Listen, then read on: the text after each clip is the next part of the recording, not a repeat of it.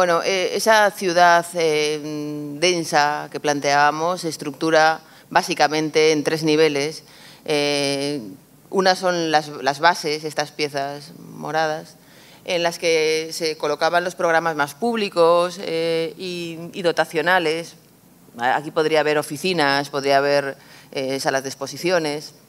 Los links o piezas horizontales que conectaban torres albergaban las zonas más comerciales y sobre ellas unas plazas urbanas, unos lugares también vacío, de ocio, pero muy diferente al parque que planteamos en la base, y las piezas amarillas, que eran las que se colocaban encima, que era donde estaba todo lo residencial, hoteles y viviendas.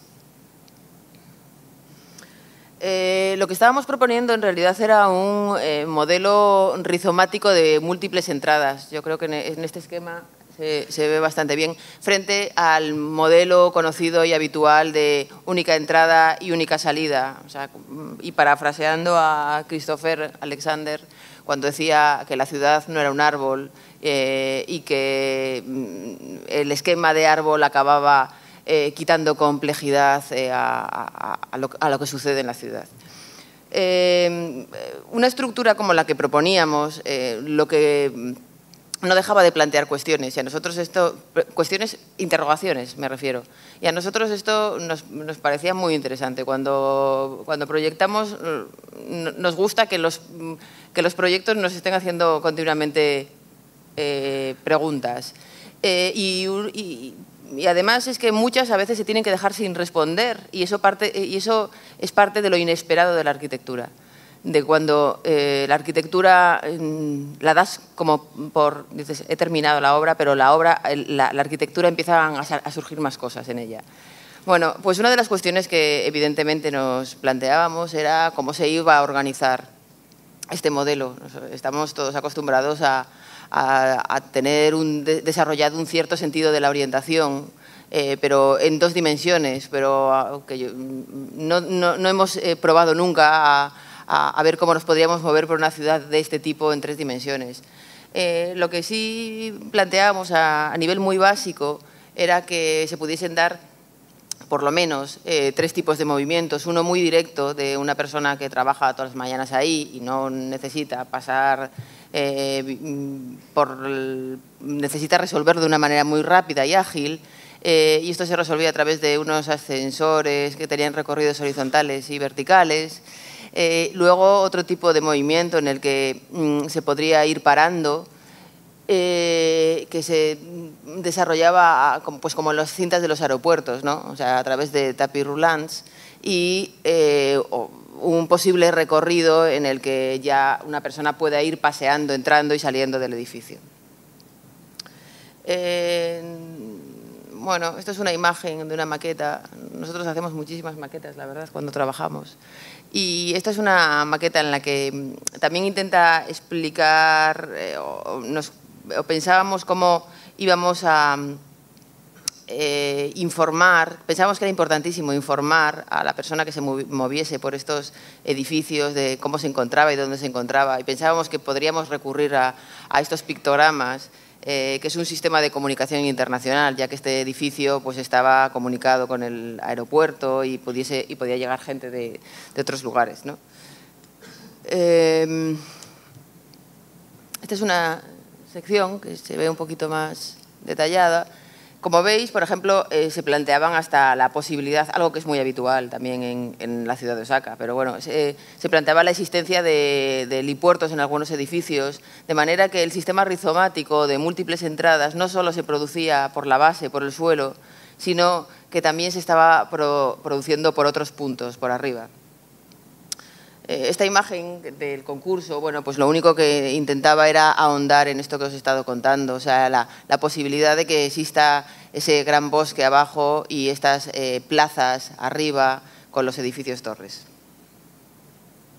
Esta es una imagen de esas plazas que nosotros llamamos plazas urbanas. La base es un parque y esto es una plaza urbana donde las actividades estaban más ligadas a las viviendas que se daban en estas partes.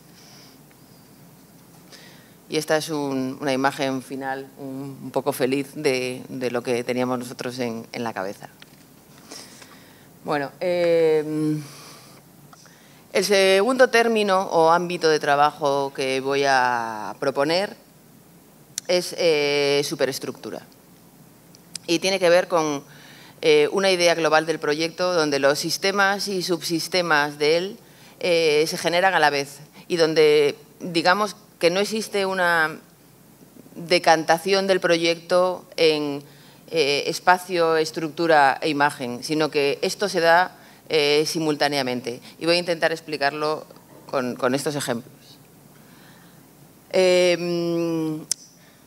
Esto lo conocemos todos, ¿no? El canon arquitectónico de los órdenes, que ha estado vigente hasta el siglo XX, lo que pone de manifiesto es una condición interesante de la estructura.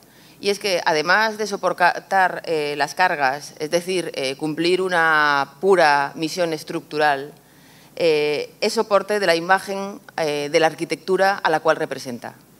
Digamos que la estructura, además, comunicaba un estilo. Cuando Le Corbusier plantea el sistema dominó, inaugura una nueva época de la arquitectura y por primera vez la estructura permite independizar los elementos del proyecto. La estructura se pone al servicio del espacio y del cerramiento y pierde su papel figurativo para convertirse en un sistema. Esto es lo que nosotros llamamos infraestructura, en el sentido recto del término. O sea, infraestructura es aquello que posibilita que algo funcione. Y entonces, en este caso, la estructura lo único que hacía era posibilitar el funcionamiento de ese edificio, independizando el espacio, la planta y el cerramiento. Este sistema que planteaba Le Corbusier ha permitido la construcción de miles de metros cuadrados en este siglo y ha posibilitado el desarrollo urbano del planeta, pero ha dejado de plantear cuestiones interesantes.